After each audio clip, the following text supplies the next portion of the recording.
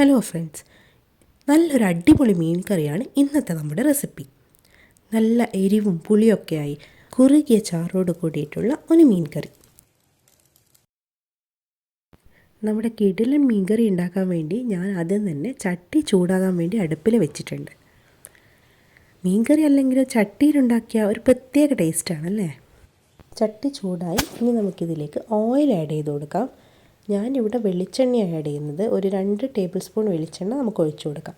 വെളിച്ചെണ്ണയിൽ ഉണ്ടാക്കുമ്പോഴാണ് മീൻ കറി കൂടുതൽ ടേസ്റ്റ് ആവുന്നത്. നിങ്ങൾക്ക് വെളിച്ചെണ്ണ ഇല്ലെങ്കിൽ സൺഫ്ലവർ ഓയിൽ ആയാലും യൂസ് ചെയ്യാം. ചട്ടി വെറുതെ ഇരുന്ന് ചൂടായാൽ പൊട്ടിപ്പോവും. അതുകൊണ്ടാണ് ഞാനിങ്ങനെ ഓയിൽ സ്പ്രെഡ് ചെയ്ത് കൊടുക്കുന്നത്. ഇനി നമുക്ക് ഈ വെളിച്ചെണ്ണ ഒന്ന് ചൂടായി വരുന്നത് വരെ ഒന്ന് വെയിറ്റ് ചെയ്യാം.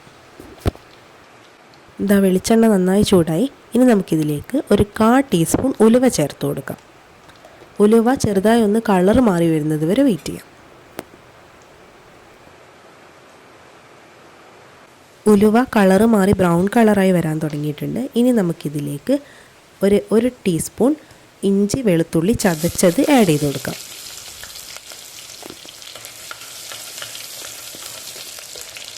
അത് നന്നായിട്ടൊന്ന് പച്ചമണം മാറി വരുന്നത് വരെ ഒന്ന് വാട്ടിക്കൊടുക്കാം.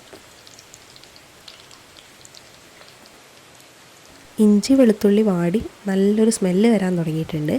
ഇനി നമുക്കിതിലേക്ക് 3 ചെറിയ ഉള്ളി ചെറുതായി അരിഞ്ഞത് ചേർത്ത് കൊടുത്തിട്ടുണ്ട്. ഇനി ഇതിൻ്റെ കൂടെ പച്ചമണം ഒന്ന് മാറി വരുന്നത് വരെ ഒന്ന് വാട്ടിക്കൊടുക്കാം. ചെറിയ ഉള്ളി വാടി വന്നിട്ടുണ്ട്. ഇനി നമുക്കിതിലേക്ക് ഒരു 1/2 സവാള ചെറുതായി അരിഞ്ഞത് ചേർത്ത് കൊടുക്കാം. ഒന്ന് ഇളക്കി അതും നന്നായിട്ടൊന്ന് വാട്ടിയെടുക്കാം.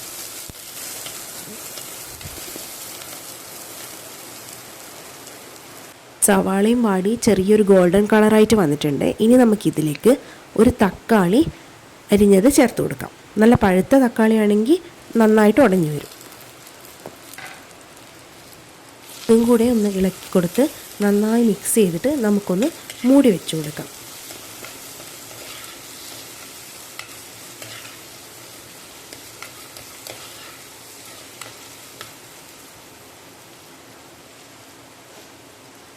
തക്കാളി നന്നായിട്ട് വെന്ത് ഉടഞ്ഞു വരണം.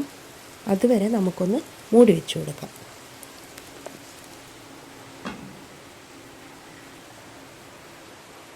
നമുക്ക് ഈ അടപ്പൊന്ന് തുറന്നു നോക്കാം.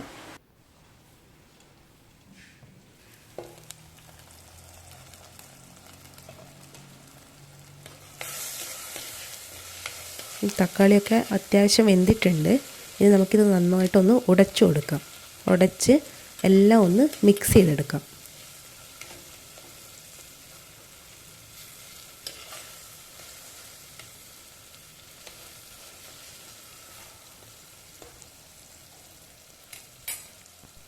തക്കാളിയൊക്കെ വെന്ത് മിക്സായി എണ്ണ അതിൽ നിന്ന് തെളിഞ്ഞ് വരാൻ തുടങ്ങിയിട്ടുണ്ട്. ഇനി നമുക്കിതിലേക്ക് മസാലകൾ ചേർത്ത് കൊടുക്കാം. 1/2 ടീസ്പൂൺ ഉപ്പ് ചേർത്ത് കൊടുക്കാം.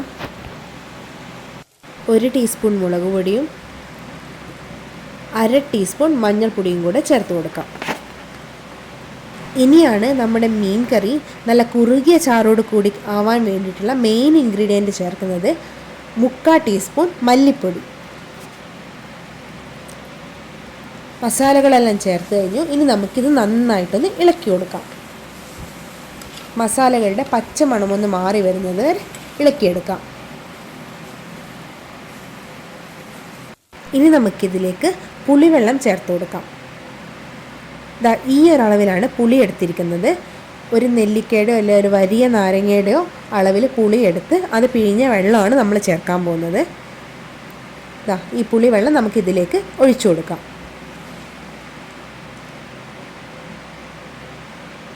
പുളിവെള്ളം ഒഴിച്ചു കൊടുത്തു. ഇനി നമുക്ക് ഇതൊന്ന് മൂടി വെച്ച് തിളക്കുന്നത് വരെ വെയിറ്റ് ചെയ്യാം.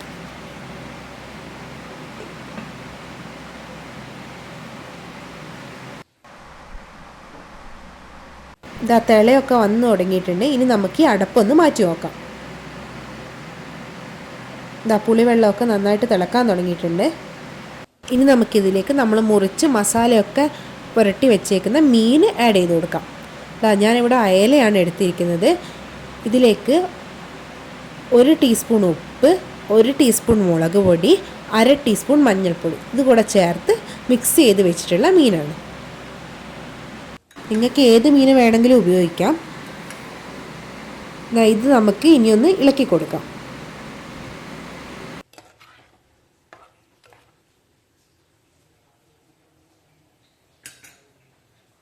മീൻകറി തിളച്ച് വന്നു കഴിഞ്ഞാൽ ഈ ചാറൊക്കെ വറ്റി വരും. അതുകൊണ്ട് ഞാനൊരു 1/2 കപ്പ് വെള്ളം കൂടെ ചേർത്ത് കൊടുക്കുന്നുണ്ട്. ഇനി നമുക്കിതൊന്ന് അടച്ച് വെച്ച് വേവിക്കാം. മീനൊക്കെ ഏകദേശം വെന്ത് വരാറായി. ഇനി നമുക്ക് ഈ അടപ്പൊന്ന് മാറ്റി നോക്കാം. നമ്മുടെ കറി കുറുകി ചാറൊക്കെ കുറുകി നല്ല കട്ടിയായി വന്നിട്ടുണ്ട്. മീനും എല്ലാം വെന്ത് വന്നിട്ടുണ്ട്.